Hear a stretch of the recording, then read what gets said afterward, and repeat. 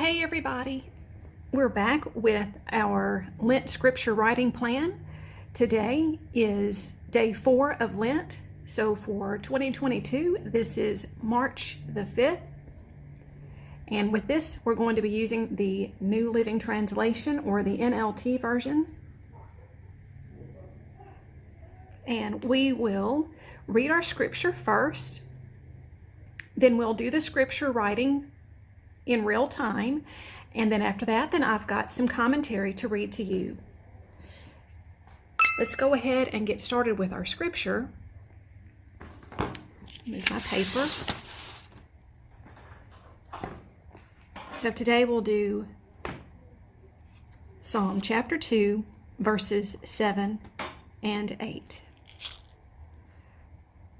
The Lord proclaims the Lord's decree. The Lord said to me, "You are my son. Today I have become your father. Only ask, and I will give you the nations as your inheritance, the whole earth as your possession." So let's do some scripture writing in real time, and then stay tuned so that I can read you the commentary. It's some really good stuff. I've got a little shadow, but hopefully you'll be able to see my writing. So here we are with Psalms chapter 2, verses 7 and 8 in the NLT translation. Let's get started.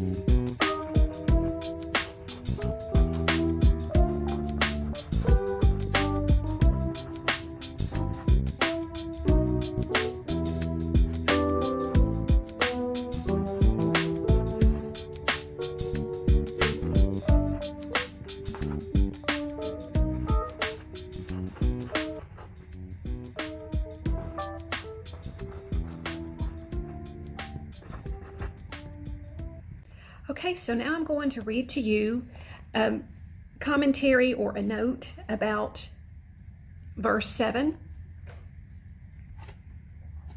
which is, "The king proclaims the Lord's decree. The Lord said to me, 'You are my son. Today I have become your father.'" So follow along with me, and I'll move my page so we can keep up. I just apologize for the little bit of shadow that's coming through. So God's address to his son. Psalm 2 was likely used in the coronation ceremonies of Israel's kings, in which the Davidic ruler was declared to be God's son through God's initiative to adopt him as such. And this cross-references 2 Samuel chapter 7, verses 12 through 16. Other songs that served as coronation anthems can be found in Psalm 18, 20, 45, 72, 89, and 110.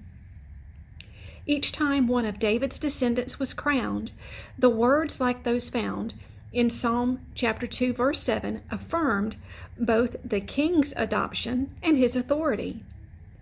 The king's adoption meant that he now looked to God as his father, and it signified an infinite, familial relationship. His task was thus to honor his father by caring for God's people, a task that would be enabled by God himself and would bring glory to his name. 2 Samuel 7:23 is that cross-reference. Furthermore, the king would be installed as an authoritative mediator of God's promise to make Israel into God's covenant people. 2 Samuel chapter 7, verse 24. Who are called to be a blessing to all the nations. Genesis 12, 1-3. A relevant reflection that must still inform the lives of God's people today. Finally, the divine decree of "You are my son" foreshadowed the coming of God's only begotten Son, Jesus, the ultimate mediator and king. The New Testament acknowledges Jesus as the dearly loved Son of God, Matthew 3:17. The long-anticipated Davidic Messiah, Matthew 16:15-17, Mark 8:29, John 4:25, 26, chapter 7 in John, verses 28-42, and the eternal King, Revelation 3:20-21, and Revelation 11:15. Jesus was declared to be king at his birth, Matthew chapter 2, verses 1-2, and his coronation, as Paul says in Acts 13:33, was accomplished at his resurrection, which is coming up at Easter, Resurrection Sunday. And that's the reason why we're writing this out for Lent. Because of Jesus, people can be adopted into the family of God.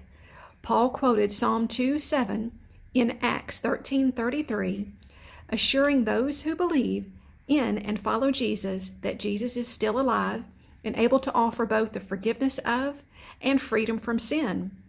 Acts 13, verse 28, 34, and 39. Above all, as previously noted, adoption into God's kingdom means that Christians, like their King, are now set apart to worship God and to be a blessing to all nations. So tomorrow we will be working on Zephaniah chapter 3, verse 17 in the ESV. I hope you guys can return tomorrow as we continue our scripture writing through Lent. Thank you. Bye-bye, y'all.